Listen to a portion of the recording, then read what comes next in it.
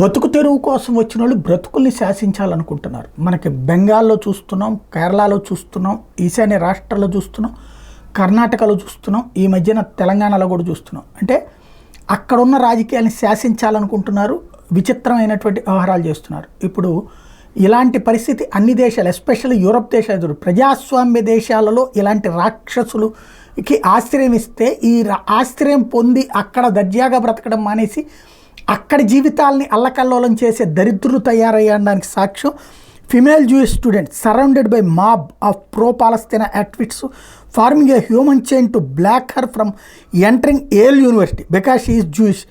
Later in the evening she was also stabbed in the eye with a Palestinian flag in campus. ఇది తాజాగా ఈ దృశ్యాలు viral అవుతున్నాయి. ఒక యూదు ఆడపిల్లని యూనివర్సిటీలోకి రాకుండా అడ్డుకుని చివరికి అమ్మాయి క్యాంటీన్ దగ్గరికి వెళ్తే కూడా తన్నినటువంటి సంఘటన.